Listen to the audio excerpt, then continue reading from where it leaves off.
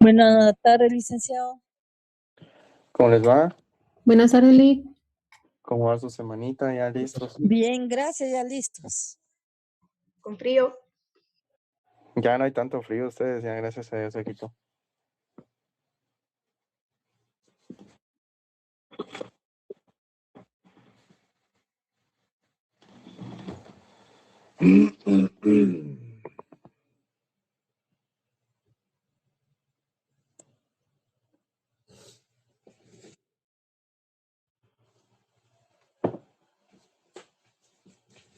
¿Qué tal? ¿Qué tal? ¿Sí pueden ver la pantalla ahí? Sí, licenciado, gracias. Sí, licenciado, gracias. Muy bien, para los que no han estado en otra clase, sepan que solamente es esta la diapositiva que se va a utilizar, no se usan más. Como ya se pudieron dar cuenta, pues la clase radica en, pues, principalmente el tema histórico de la jurisdicción voluntaria, ¿verdad? Ustedes no va a ser algo tan complejo ni una clase sumamente larga. Solo estoy aceptando el resto de sus compañeros aquí. Ahí está. Pues sí, en lo que estaba complicado, ¿qué tal? ¿Han visto algo sobre el tema jurídico que últimamente está rondando aquí en el país, de que sí, que primera vuelta, que segunda vuelta, que magistrados, que no sé qué? Justo lo que yo les hablaba. ¿Han escuchado algo ustedes, no? Seguramente en sus trabajos han de hablar sobre eso.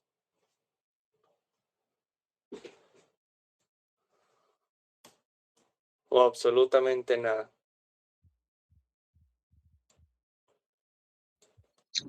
Sí, ese es el tema principal, ¿verdad? Sí, sí, es un tema principal hasta cierto punto. Influye mucho. Estas elecciones influyen demasiado ustedes. Y es interesante siempre andar ahí atentos a cómo se va desarrollando todo ese contexto. Bueno, solo déjenme quitar estas cosas de aquí que me estorbo.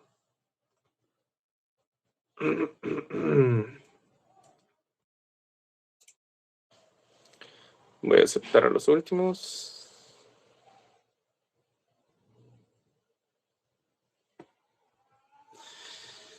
Muy bien. Va a ser una clase meramente teórica. Jurisdicción voluntaria, historia de la jurisdicción voluntaria nacional, historia, digamos, internacional, cómo fue que surgió, por qué existe, de dónde viene, por qué es importante, qué fin tiene que nosotros tengamos nociones sobre esto, etcétera, etcétera, etcétera. Es lo que vamos a ver hoy.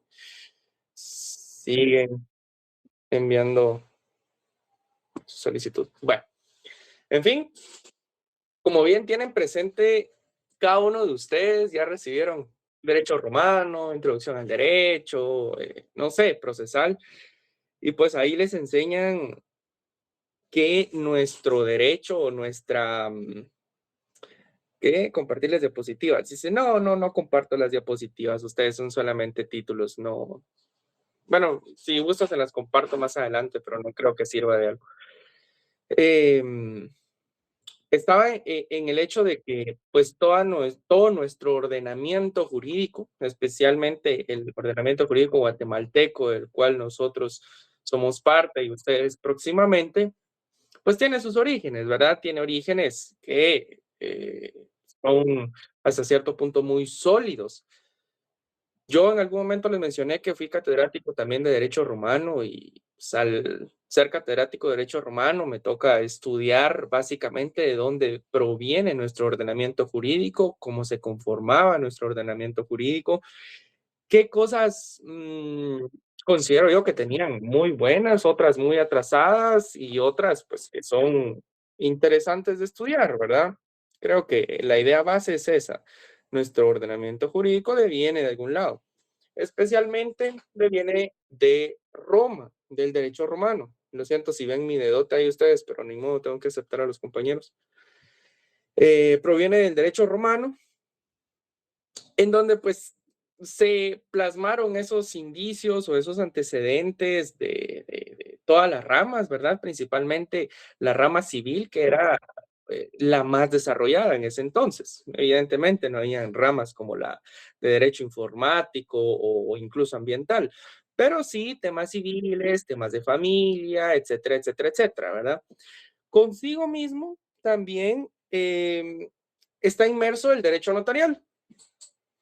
Evidentemente no habían notarios, pero sí figuras similares a los notarios, y quienes he visto yo, según los estudios que he realizado, que más funciones notariales tenían en la época romana eran los llamados magistrados, ¿ya?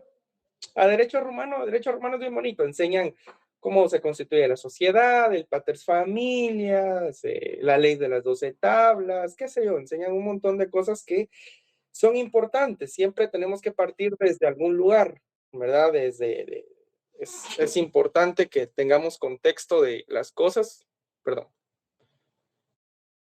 y tener contexto de dónde nace nuestro ordenamiento jurídico, así como el derecho notarial y, además del derecho notarial, la jurisdicción voluntaria es completamente importante. Hay otras ramas que vienen de otros lados. No absolutamente todo deviene del derecho romano. Por ejemplo, el derecho tributario tiene sus orígenes, según he estudiado yo, en el Imperio Egipcio. Allí fue donde empezaron a implementar ese cobro de tributos, impuestos, etcétera. Entonces tampoco se vayan a cerrar en que todo el derecho nació de Roma o que Roma fue el que inició con absolutamente todas las formas jurídicas de regular o ser regulado o bien de ordenar algo, porque no es así. Fueron también otros imperios los que contribuyeron en gran medida a que se fuera formando un ordenamiento más claro y más preciso, ¿verdad? O incluso más adaptable a la sociedad y cambiante, porque el derecho es cambiante. Eso es innegable. Como les digo, el derecho, la jurisdicción voluntaria tiene su origen en el derecho romano, básicamente en esas actuaciones en las que no existía un conflicto entre las partes. La idea de la jurisdicción voluntaria es esa, que no haya un conflicto, que no exista una discordia entre alguna de las partes, pero sí la necesidad de una intervención, digamos, de una autoridad para dotar de certeza, para dotar de publicidad, para dotar de eficiencia jurídica hasta cierto punto a determinados actos. En este caso, pues actos notariales, ¿verdad? O sea, existía una multiplicidad, creo que se dice de forma correcta, se me lengua la traba, de actos en ese entonces. Bueno, no todo lo jurídico implica litigio. Tengan claro esto. Por eso es que nace como tal la jurisdicción voluntaria y existían actos intervolantes o digamos entre personas que estaban de acuerdo, ¿ya? Entonces ahí era donde el magistrado venía e intervenía sin decidir controversia alguna. Simplemente se limitaba a autorizar o a registrar o a validar, si lo queremos ver así, los actos que pretendían llevar a cabo las partes. De ahí nace la idea central. ¿Cuál es la idea central que nace de todo esto que les acabo de contar? Que no hay partes enfrentadas, pero sí un interés jurídico que proteger. Esa es la idea primordial. Un interés jurídico que proteger. Solo acepto a los compañeros que acaban de solicitar entrar. Ahí está. Entonces, pues, la idea base la tienen, ¿verdad? Así es como nace, así es como se va desarrollando y claramente tiene antecedentes que voy a desglosar. Eso fue como en sí la introducción de lo que vamos a ver hoy. El origen de la jurisdicción voluntaria, quiero que tengan presente que tiene orígenes claros, pero el más acertado se encuentra en el digesto, ¿ya? La cual se aplica a los procedimientos judiciales seguidos sin oposición de las partes. Entonces, si quieren anotar algo importante, sería que el origen más claro, más verídico, más comprobable de la jurisdicción voluntaria se encuentra en el digesto, ¿verdad? En los cuales, pues, la decisión que el juez profiere no llega a causar perjuicio a ninguna persona dentro del conflicto, dentro de las partes que participen, y que la jurisdicción voluntaria también se caracteriza por que no existe o que no exista esa discordia, ese conflicto, y que siempre va a haber un acuerdo de voluntades entre los promovientes involucrados, ¿verdad? Una definición clara de jurisdicción voluntaria en base a lo que les he dicho, de que siempre se conforma por un conjunto, etcétera, etcétera, podría ser, y eso sí anótenlo por favor, que es la jurisdicción voluntaria, es un conjunto de procedimientos a través de los cuales se llega a solicitar, o es un conjunto de procedimientos en los cuales se solicita, si lo quieren ver así también, es correcto, de una autoridad que fiscalice, que verifique, que contribuya, ¿ya? O que constituya una situación jurídica de trascendencia social o en beneficio del o de los participantes. ¿Tienen la idea? ¿O la vuelvo a repetir? ¿La puede repetir? Disculpe, licenciado. ¿La puede Sí, repetir? anótenla. Si le cambian palabras por sinónimos, está bien. Tengan la idea base, tengan la lógica. Es un conjunto de procedimientos. Jurisdicción voluntaria son un montón de procedimientos, porque sí, son muchos. Entonces, eso es claro, que es un conjunto de procedimientos a través de los cuales se llega a solicitar o se solicita de una autoridad, ¿ya? De una autoridad para que verifique o constituya,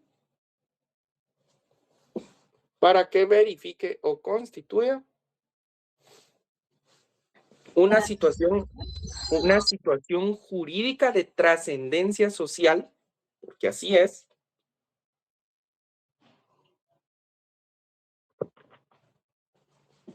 una situación jurídica de trascendencia social en beneficio del o de los participantes.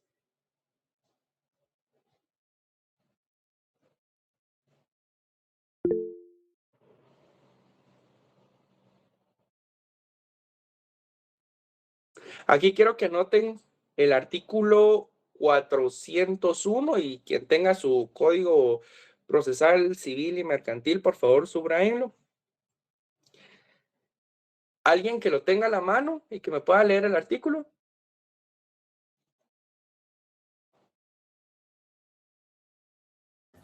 Artículo Es 401, básicamente ¿verdad, en relación licenciado? a lo que comprende la jurisdicción voluntaria. ¿Qué manda?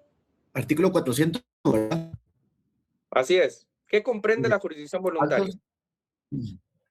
Actos de jurisdicción voluntaria. La jurisdicción voluntaria comprende todos los actos en que por disposición de la ley o por solicitud de los interesados se requiere la intervención del juez, sin que esté promovida ni se promueva cuestión alguna entre partes determinadas. Más claro imposible. Se complementa junto con la definición que les acabo de dar, pero como a veces siempre les da ahí no sé, no quiero utilizar palabras muy millennials, ¿va? Pero el issues, dicen muchas mujeres, de tener que tener un fundamento específico para cada definición. El fundamento de qué es jurisdicción voluntaria es el 401 del Código Procesal Civil y Mercantil. Decreto Ley 107 de Enrique Peralta Zurdia, si no estoy mal. ¿Ya lo notaron? Ok. Principal fuente del derecho. Vamos a ver. Derecho romano, les dije que era la principal fuente del derecho, ¿verdad? Principal fuente porque obviamente no es única, son varias, pero la principal. Y es por ello que para indagar acerca del contenido real y hasta cierto punto de la naturaleza jurídica de la jurisdicción voluntaria, se debe de acudir siempre a la historia, ¿ya? Siempre, siempre, independientemente de qué rama o qué es lo que ustedes estén estudiando, cuando ustedes van, verifican la historia, leen el origen, entienden el origen y por qué surgió, se les facilita mucho poder entender, poder comprender y poder manejar algo. Expertos 100% nadie vamos a ser en un tema, pero que sepamos el origen, el desarrollo y la aplicabilidad de algo, pues creo yo que es lo mínimo que tenemos que hacer para poder desarrollar o trabajar en X o Y cuestión. Es cierto, un acta, por ejemplo, pues en un acta no se necesita que usted tenga conocimientos de historia y conocimientos teóricos, qué sé yo, pero es que no solo es un acta, es el por qué se llevan a cabo, es el por qué existen, es en qué materia está inmersa esa acta, el por qué de la creación de la misma, el por qué fue surgiendo a lo largo de la historia, por qué existen. Van a ser profesionales del derecho e ignorar o no tener una pequeña noción, porque no les voy a decir, no, miren, ustedes van a ser historiadores. No, pero no tener una pequeña noción, creo que sí, no sería lo más óptimo, ¿verdad?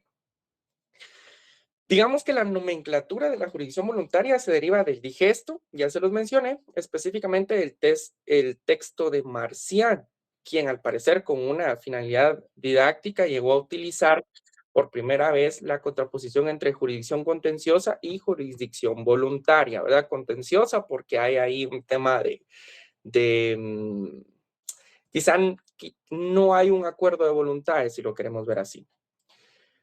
Su intención, básicamente, en este libro que les dije, era de señalar que la intervención del magistrado, que estamos hablando de la época romana, se produce entre las personas libres que voluntariamente la solicitan, de acuerdo sobre la aceptación del resultado de la misma, por lo cual llega hasta cierto punto, entiendo yo, a facilitar, si lo queremos ver así, actos que no conlleven un conflicto. Ahora bien, la jurisdicción era una emanación de un poder mucho más amplio que poseía también algunos magistrados, ¿verdad? Porque no todos tenían la misma cualidad o calidad de poder ser interventores en un tema de jurisdicción voluntaria, sino que solamente algunos, ¿verdad? El poder de la administración también entraba aquí. Algunos tenían un poder de la administración que conllevaba consigo el hecho de que tuvieran esas herramientas notariales, que no se consideraban meramente notariales, pero que sí, ahora entendemos que lo son, para poder llevar a cabo todos esos actos. En la época clásica, los actos jurídicos o actos de jurisdicción voluntaria no caían dentro del derecho común, sino en algo que se le conocía como la cognitio, ¿ya? Los actos, básicamente, ¿qué quiere decir esto? Que eran los actos extraprocesales en los que el magistrado intervenía. Evidentemente, pues eran numerosos, tales como la insinuación de las donaciones, la aceptación de los testamentos, la protocolización de testamentos, porque en ese entonces también ya se protocolizaban los testamentos, la intervención y la colaboración con el tutor de determinados actos jurídicos, como por ejemplo la enajenación de fondos, entre muchos otros, ¿verdad? Entonces, lo que quiero darles a entender es que los magistrados de la época romana eran básicamente los que ejercían el derecho notarial y específicamente todo lo relacionado a la jurisdicción voluntaria, ¿verdad?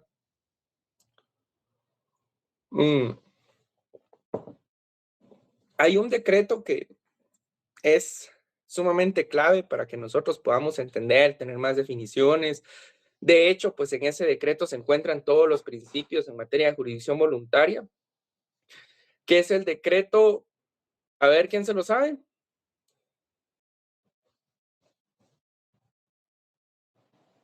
No lo tienen. No,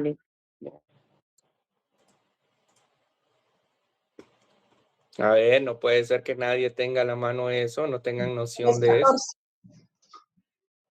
No, no es ese. ¿Será el decreto 444, Lic? No, tampoco, no. Es meramente, Es de hecho, el- hasta el nombre de ese decreto habla sobre asuntos de jurisdicción voluntaria. Licenciado, es el decreto 5477. 54-77. Exacto, el decreto 54-77, Ley Reguladora de Tramitación Notarial y Asuntos de Jurisdicción Voluntaria. Así es, ¿verdad? Sí, Va.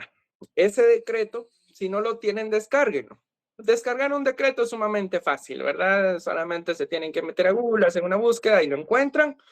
O bien, le voy a pedir a la licenciada Marisol que me haga favor ahí de poder hacérselos llegar. Yo tengo uno acá descargado, lo pueden comprar.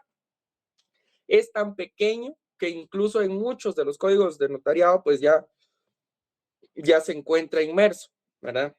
Pues este decreto, déjenme decirles que es nuestro machete en este curso. Sí, evidentemente el código notariado, pero también este decreto. Aquí se encuentran, como ya les dije, definiciones importantes, principios en materia de jurisdicción voluntaria y pues cómo se llevan a cabo determinados procesos o partes de los mismos, ¿verdad? Entonces, por favor, les encargo a todos y a todas poder adquirir, comprar, obtener este decreto.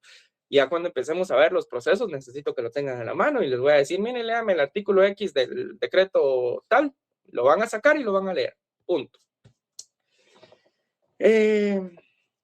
Época romana, no voy a ahondar mucho, es demasiado el contenido que puedo expresarles sobre eso, pero no es que sea tan importante como para poder entender la jurisdicción voluntaria. Creo que la idea ya la tienen. En Guatemala, así como hay antecedentes en la época romana, también hay antecedentes obviamente en nuestro país. Y ahí entra obviamente el Código Procesal Civil y Mercantil, decreto ley, les había mencionado, 107, en donde está estipulada claramente la jurisdicción voluntaria en Guatemala y establece que tiene como antecedente inmediato la legislación vigente que pues es el mismo código, ¿verdad? En 1964 fue el año en el cual entró en vigencia el referido código. Esto les sirve de ficha técnica incluso a ustedes para sus exámenes técnico-profesionales porque siempre solicitan que uno exprese o que uno diga la ficha técnica de algún código importante, alguna ley, etcétera, etcétera. Entonces, anoten eso. En 1964 fue el año en el cual entró en vigencia el referido código. ¿Qué referido código? El decreto ley 107, ¿ya? En este se dejó establecido que ¿cuáles eran básicamente los asuntos que podrían ser conocidos y resueltos por un notario? ¿Ya? Es muy importante. ¿Qué asuntos podrían llegar a ser conocidos por un notario de manera alternativa al conocimiento de ellos? ¿Ya? Podía ejercer un juez del ramo civil. Dado caso no existiera un notario. ¿Y por qué estaba inmerso esto? Porque obviamente en esa época no habían tantos colegiados como ahorita. Yo ya les mencioné que trabajo en la Corte Suprema y ya hoy salió otra tanda de 200 y pico de abogados juramentándose, ¿verdad? Y así es mes a mes, mes a mes. Yo soy colegiado 40,000 y actualmente vamos como por el 48,000, si no estoy mal. Entonces, sí está avanzando bastante este tema. Antes, en el 64, pues la cantidad de notarios no era tan amplia. De hecho, muchos jueces de paz también tenían esas facultades notariales, ¿verdad? Que con el tiempo, pues se las fueron quitando, digámoslo así. Asimismo, el decreto que les acabo de mencionar también es importante, el 54-77. Acá entra en participación el Colegio de Abogados y Notarios porque fue quien se encargó de la elaboración del proyecto de la ley reguladora de la tramitación notarial y asuntos de jurisdicción voluntaria. Como dato importante fue el 2 de diciembre de 1974, ¿ya? El 2 de diciembre de 1974. por lo regular, lo sano siempre en un sistema jurídico es que las leyes sean promovidas por el poder legislativo, pero en este caso fue por el Colegio de Abogados y Notarios, ¿verdad? Muy acertado, muy acertado. Fue aprobada 3 años después esta ley. En 1977 se realizó en Guatemala un congreso de derecho notarial latino, fue.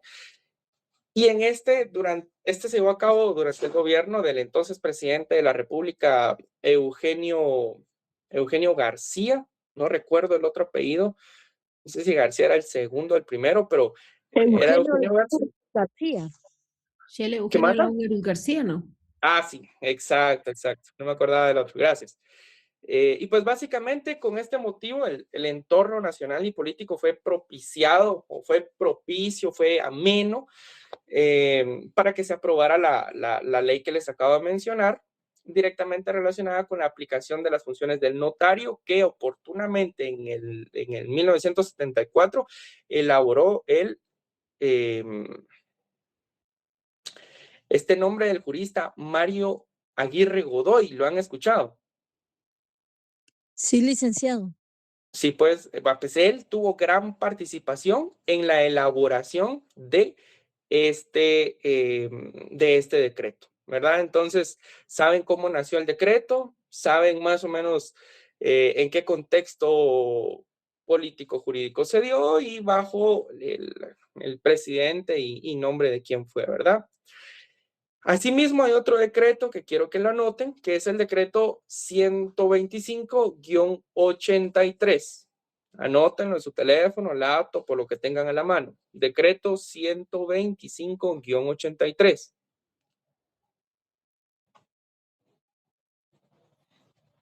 Es importante, este decreto, pues históricamente es importante reconocerlo también. Básicamente trata sobre la ley de rectificación de área de bien inmueble urbano, ampliando así la función que tenía el notario por parte del decreto anterior, ¿verdad? Anoten esto también. Amplió las funciones, porque no fue solo una, de el notario, ¿ya? Que estaban inmersas en el 54-77. Entendemos un poquito qué decretos son importantes, cuándo se llevaron a cabo, cómo fueron promulgados, etcétera, etcétera. Naturaleza jurídica de la jurisdicción voluntaria. Sobre la clase de hoy vamos a hablar sobre qué es jurisdicción y más o menos de qué viene. Naturaleza jurídica. Es complicado siempre poder explicar los temas de naturaleza de alguna rama del derecho, porque suelen ser temas muy ambiguos, complicados, así como los principios. Es tal el asunto que incluso, pues yo veo amparos, ¿no? Ustedes, yo reviso amparos y muchos abogados no saben incluso diferenciar entre principios y derechos, ¿verdad?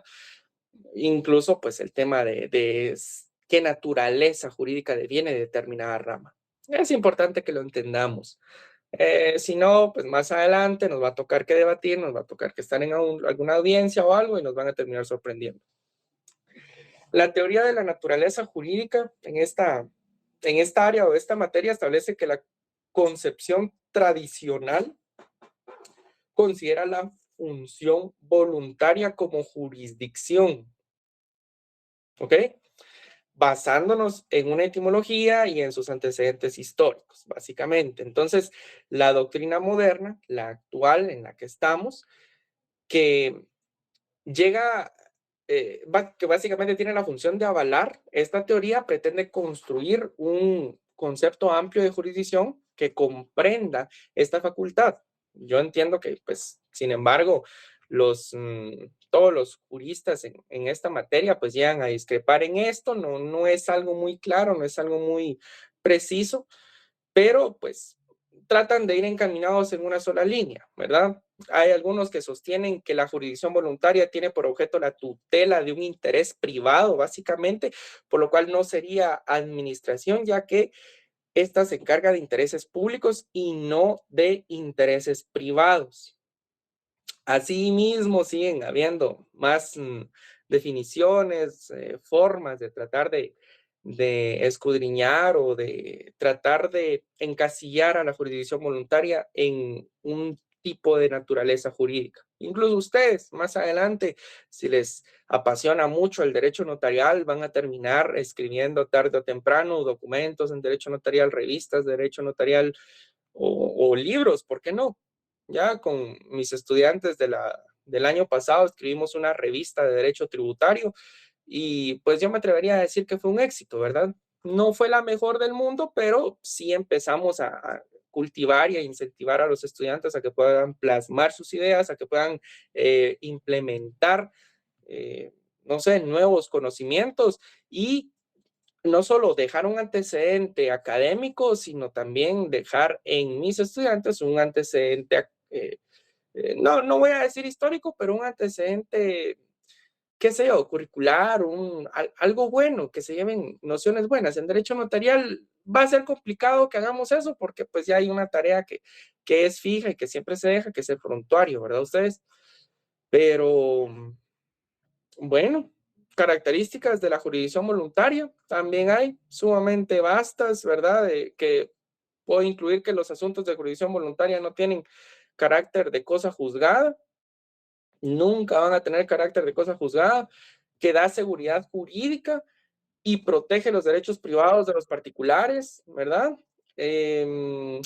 Otra característica que se desarrolla entre las personas que están de acuerdo solamente.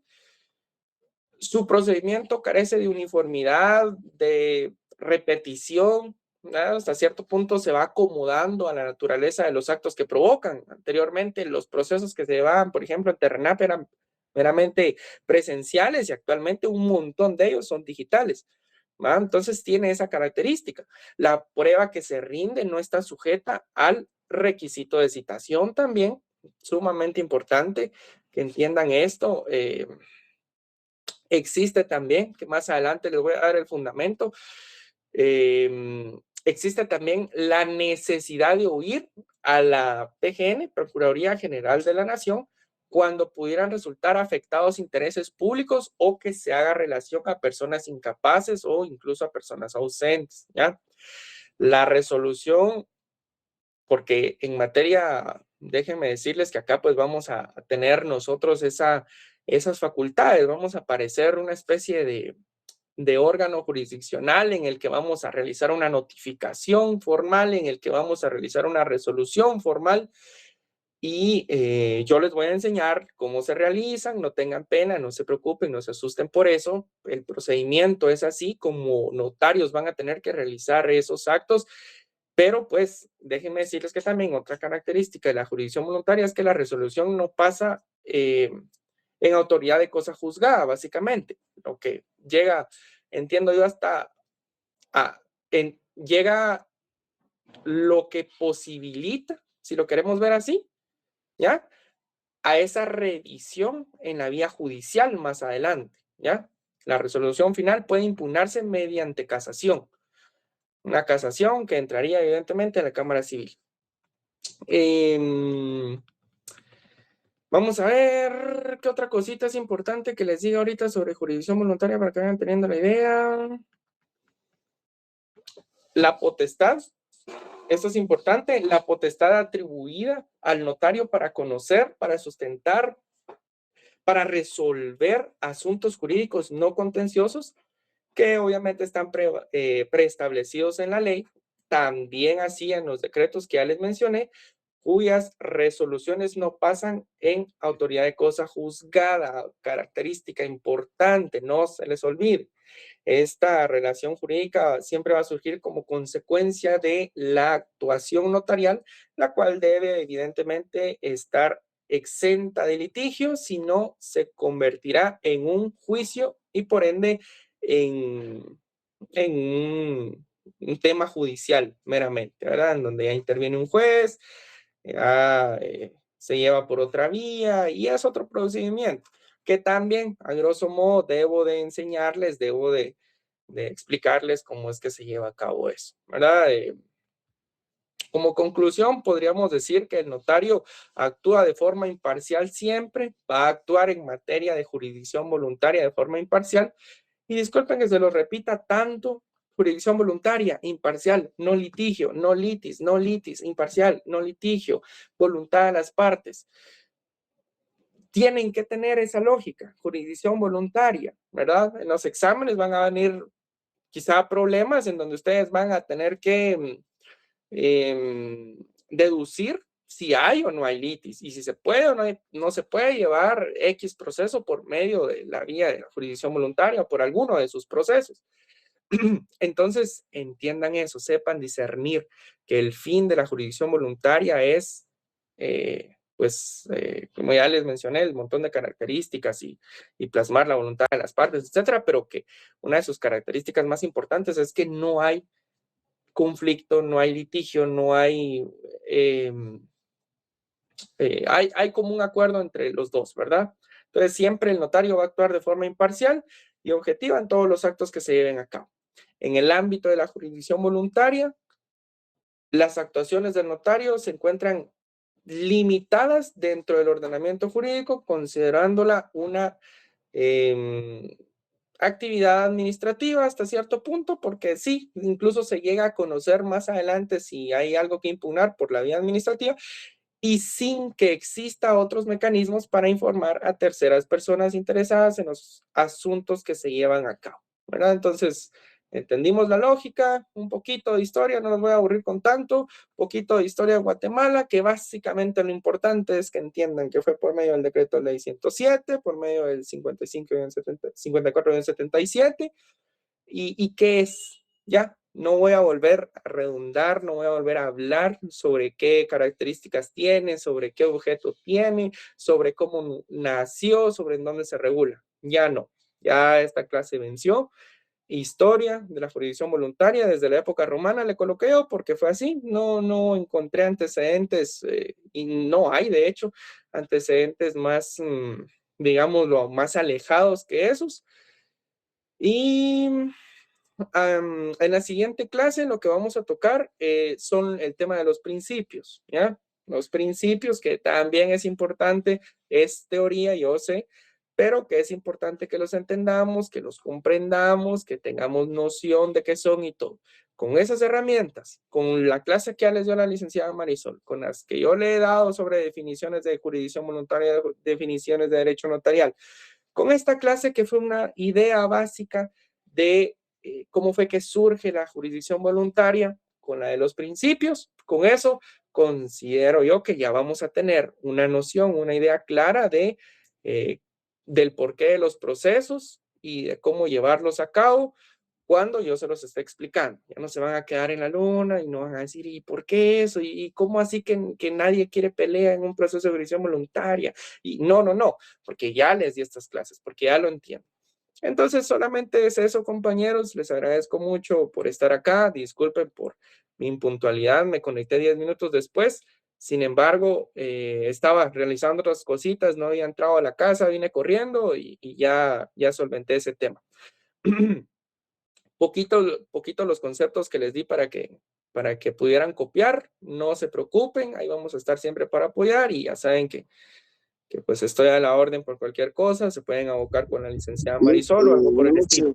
Otra cosa que quiero mencionar antes de finalizar la clase es que por favor a todas y a todos los estudiantes que aún no estén completamente seguros que están asignados a mi clase, tienen esta semana y tienen la semana siguiente para asegurarse de que efectivamente están inscritos o están asignados a esta sección en este curso y en este horario.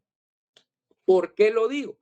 Porque ya investigué y me di cuenta de que hay demasiados estudiantes que aún no están completamente inscritos, ¿verdad? Entonces, no me gustaría que lleguen a realizarse el primer examen parcial y que después anden ahí corriendo porque les corresponde con otro licenciado o algo por el estilo. Entonces, por favor, asegúrense, están a tiempo. Se los estoy diciendo el 9 de febrero. Entonces, por favor, pilas con eso, vean si están debidamente asignados, pidan apoyo, pidan revisión, vayan, atención al estudiante, y si no, pues realicen lo que deban de realizar, ¿verdad? De manera de que vayan a estar en el curso correcto. Entonces, solamente sería eso, compañeros. Espero que pasen feliz tarde y nos vemos el día miércoles. Que Dios los bendiga. Feliz noche, licenciado. Feliz noche, licenciado. Feliz noche. Feliz noche, Lick. Feliz noche. Feliz noche, Lick. Muchas gracias. Noche, Lick.